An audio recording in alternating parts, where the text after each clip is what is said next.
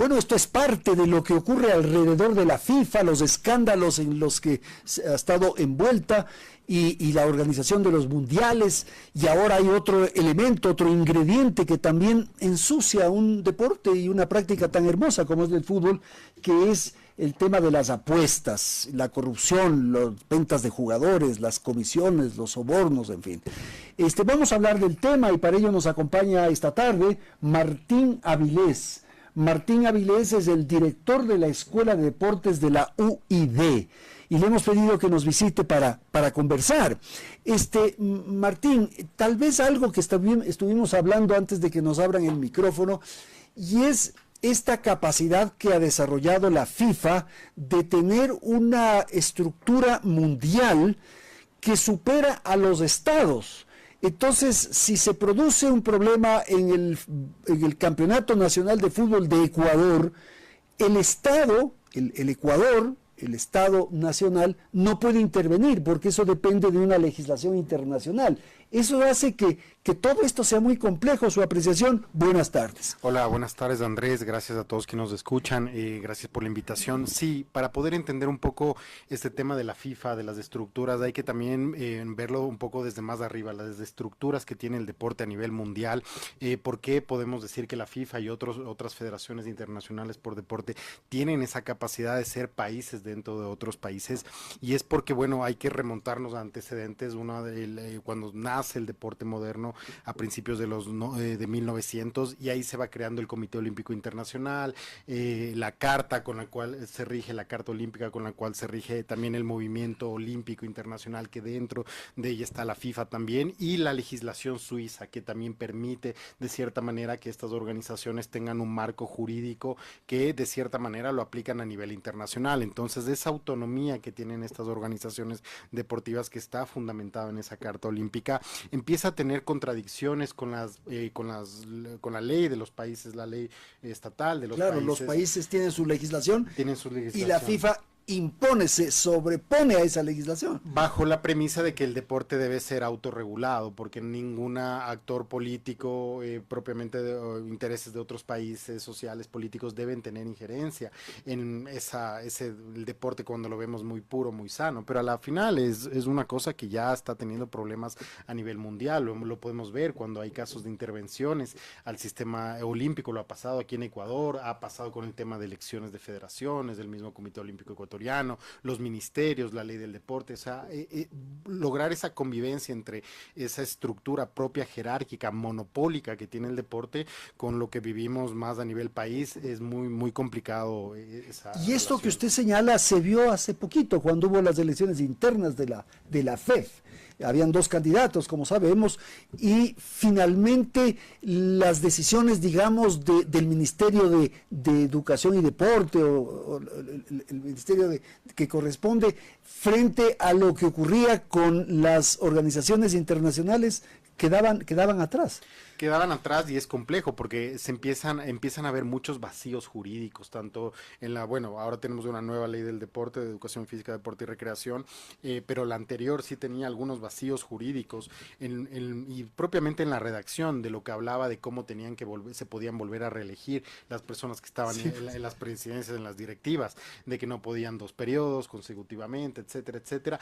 Y en esos espacios y en esos vacíos es cuando entra de soporte, por ejemplo, en este caso la FIFA o el Comité Olímpico Internacional, es decir, nosotros sí reconocemos a tal directorio que esté en funciones, y si es que ustedes no siguen ese procedimiento, no reconocen en el país a estas personas, nosotros vamos a tomar sanciones. Y en este caso, en el fútbol, obviamente porque tiene mayor visibilidad, mayor atención, estaba en riesgo en un año como lo que es la Copa ahorita del Mundo de Estados Unidos, México y Canadá. Tal vez con otros deportes más pequeños que no se escuchan a nivel mediático, los casos son incluso hasta a veces más complicados, pero ahorita con el tema de las elecciones de la Federación Ecuatoriana de Fútbol se dio ese caso, que hubo 2 candidatos en la lista, que se volvió a reelegir el presidente Egas, etcétera, etcétera, y a la final no podían tomar decisiones tan críticas porque tenemos un mundial de aquí a 2-3 meses. El otro tema tiene que ver con el dinero. Uno es el tema político, legislativo, digamos, de la FIFA, y el otro es el dinero. Y claro, como manejan tantas cantidades de dinero, siempre hay temas de corrupción, temas de manejo inadecuado de dinero, de sobornos, de coimas y tal. ¿Quién los fiscaliza? ¿Cómo se audita eso? ¿Cuáles son las decisiones que se adoptan con intereses económicos? Por ejemplo, lo de Qatar fue lo más evidente, y ahí se conocieron una serie de hechos, de acontecimientos que fueron motivo de escándalo. Sí, y ese tema del fútbol, la corrupción, los amaños de partidos, no es solo un tema que se da, bueno, lo podemos hacer un análisis a nivel nacional y también a nivel internacional. Por ejemplo, la asignación de las sedes para lo que fue, por ejemplo, los mundiales de fútbol, Qatar. Obviamente este mundial que viene ahorita trae consigo algunos problemas porque estamos entre una guerra.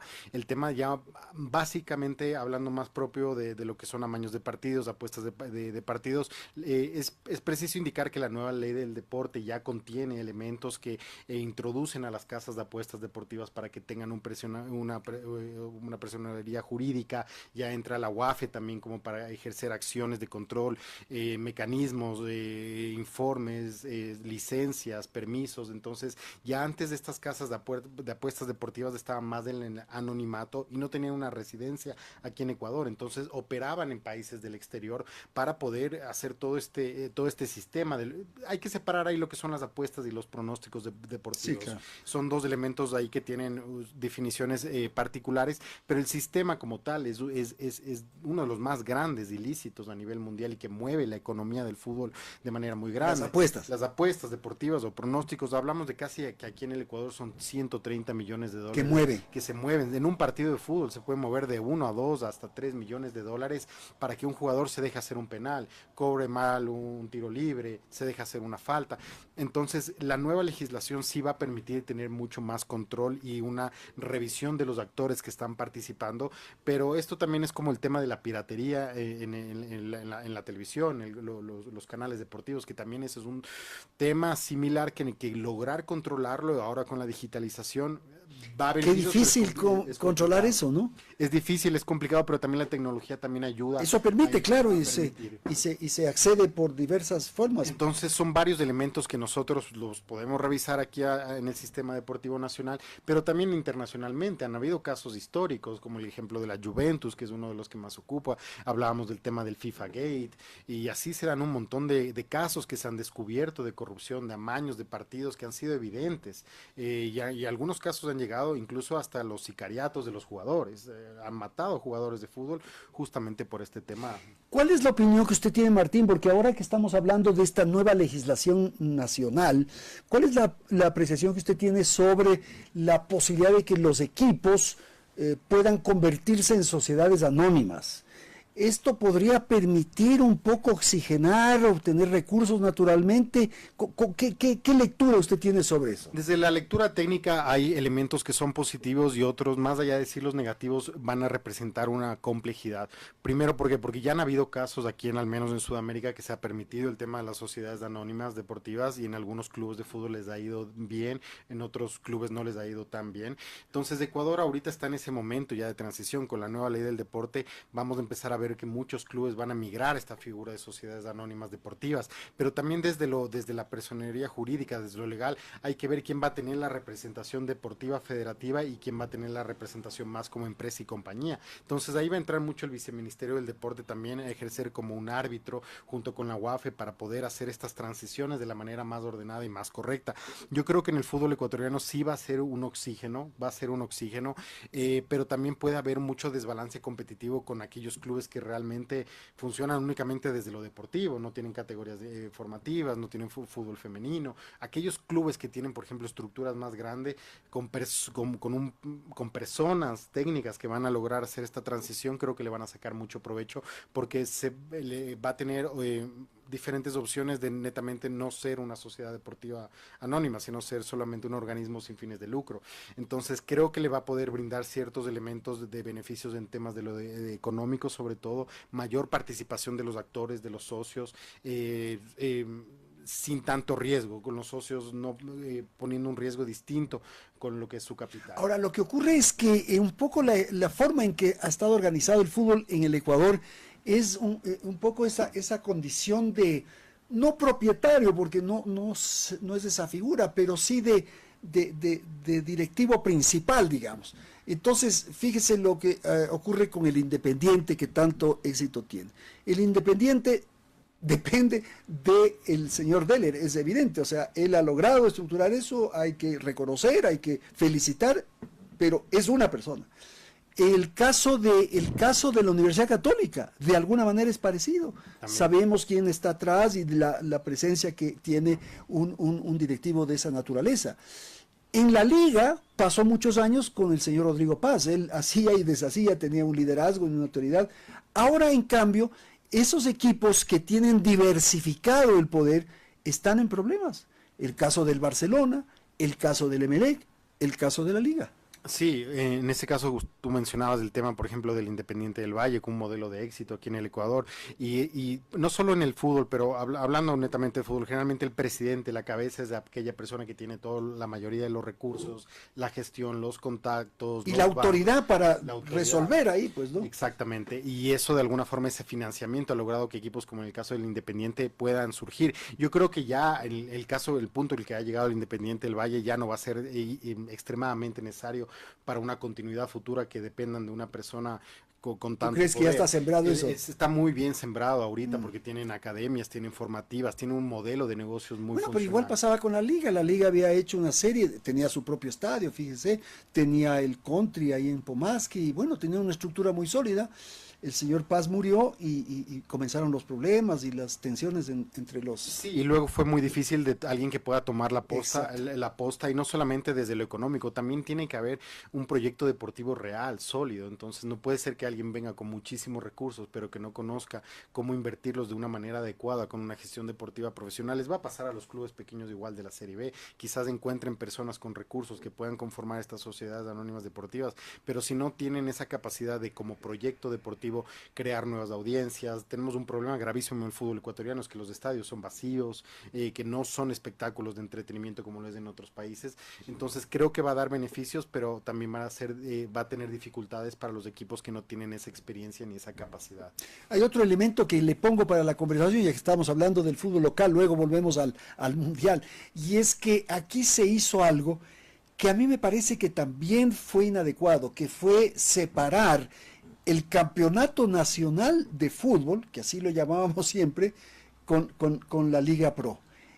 Y la Federación Ecuatoriana de Fútbol, fundamentalmente con la selección y los clubes.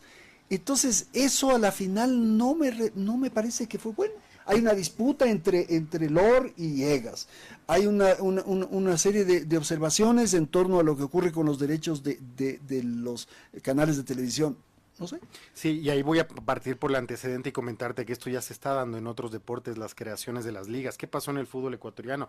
En efecto, en los primeros estatutos, los estatutos más antiguos, el campeonato nacional y en muchos deportes también, en otras disciplinas deportivas, ese campeonato nacional, esa organización, esa logística y todo le pertenecía, le pertenece a la Federación Ecuatoriana de Fútbol. ¿Qué era lo que pasaba? La FEB en ese tiempo no quería ceder el campeonato nacional porque representaba un ingreso. Claro. Enorme, sobre todo con los derechos de transmisión, que era la mayor fuente de ingresos, pero ya la presión de los clubes de tener un campeonato distinto, moderno, donde pueda haber una igualdad de la redistribución de derechos, no solamente de televisión, sino de marcas, de patrocinios y todo lo demás, ya fue tanto que no logró más la Federación Ecuatoriana y lo tuvo que separar. ¿Para qué? Para que la Federación Ecuatoriana se encargue más bien de las participaciones nacionales, sub-17, sub-20, fútbol femenino, a torneos internacionales, y la liga funcionaba netamente como un conjunto de actores en el fútbol ecuatoriano. Y sí, hay esas disputas entre dirigentes y demás, y que este modelo de liga ya, por ejemplo, se está dando en el baloncesto también, que aparte de la Federación Ecuatoriana ya tienen una liga profesional, porque también que va por cuerda separada, diga. Va por cuerdas separadas. El problema está cuando no se la reconoce, porque si, por ejemplo, en este caso, la Federación Ecuatoriana de Fútbol no reconociera la liga profesional, no se podría participar en Copa Libertadores, etcétera, etcétera. Lo mismo pasa en los otros deportes. El Ecuabol, incluso, un deporte que ahorita ya está federado en el Ecuador, tiene su liga profesional, que permiten las ligas una gestión distinta, diferente, porque a veces esos estatutos, de esa normativa jurídica sigue siendo muy federativa y no permite ciertos elementos como una gestión más autónoma de marcas y demás. Pero claro, si hay un conflicto de intereses, hay corrupción, hay amaño, hay problemas. Yo me he puesto a pensar que puede llegar un momento, eso tomará tiempo porque tiene que institucionalizarse, tiene que solidificarse, pero póngase usted que en la Copa Ecuador, comience a consolidarse, a tener una fuerza y sea ya un campeonato importante y tenga su cosa, ¿qué va a pasar con el campeonato nacional? ¿Van a estar en competencia? Van a estar en competencia y ahí de alguna manera los dos van a ceder. Por ejemplo, yo que vengo en representación de la UID, de la Universidad Internacional del Ecuador, vamos este año a competir en la Liga Pro Universitaria, que es parte de la fútbol, que es parte de la misma Liga Pro profesional. Van a hacer un campeonato de las universidades, bajo la estructura de la Liga Pro. De la Liga Pro, exactamente.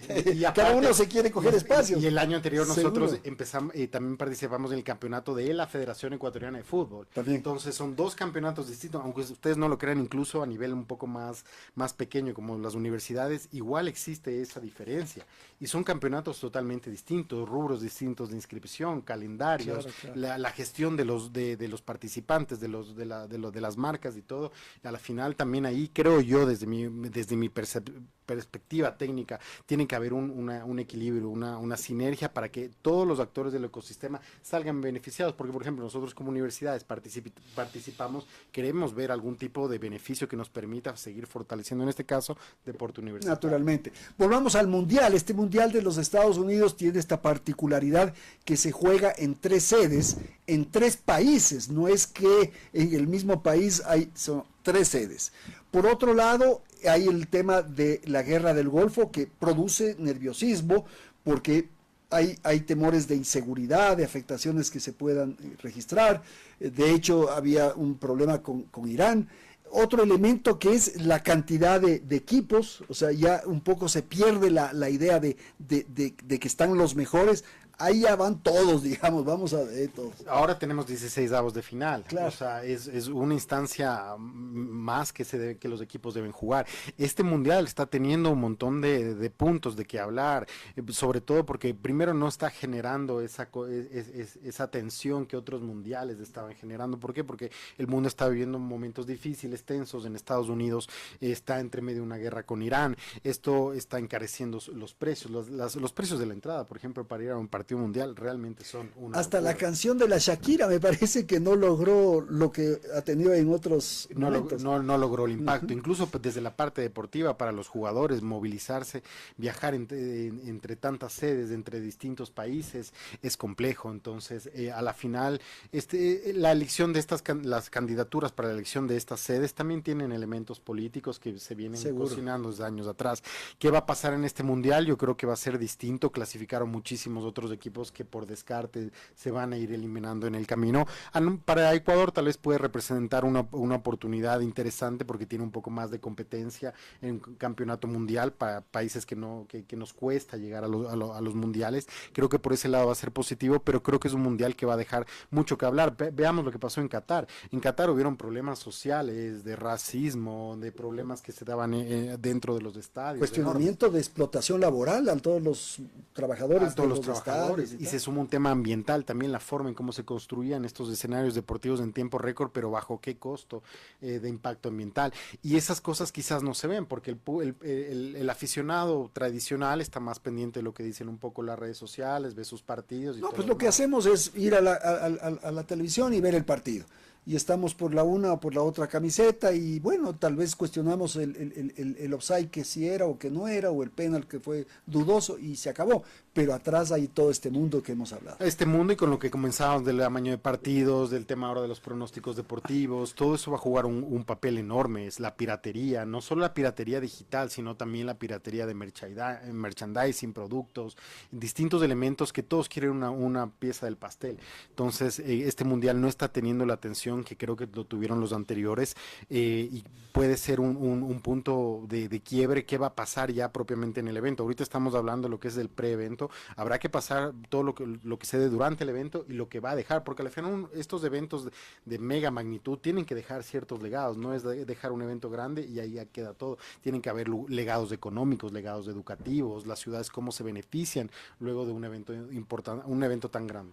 Y claro, las grandes figuras, ¿no? Porque siempre hemos estado atentos atento al Maradona, al Pelé, al Messi, a Cristiano, en fin, pero ahora me parece que las dos grandes figuras mundiales, que son Messi y Ronaldo, ya están de salida. Están de salida y otras figuras ya empiezan a estar ahí con más foco, como Mbappé, Lamine Yamal. Pero que no les llegan todavía a esos niveles. No llegan a esos niveles y también no tienen, yo creo que no han tenido, estamos, tal vez nosotros estamos hablando de un cambio generacional, tal vez a nosotros hablamos desde una época distinta a lo que las nuevas audiencias están consumiendo el fútbol. Hoy nosotros, de nuestra época, nosotros mirábamos los 90 minutos de un partido de fútbol. Hoy en día las personas no miran los 90 minutos de fútbol. Los chicos ya no ven 10, 5 minutos y los 80 minutos están en el celular.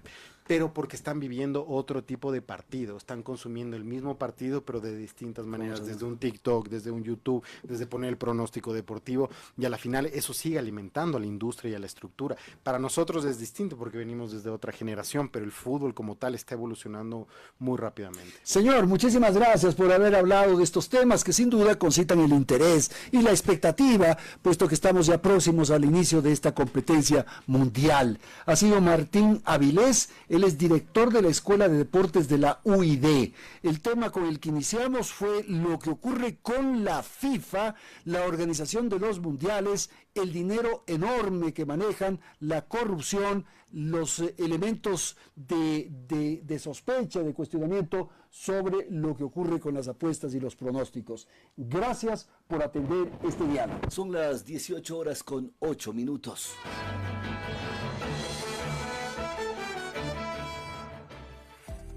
Desde ahora, Zona Publicitaria.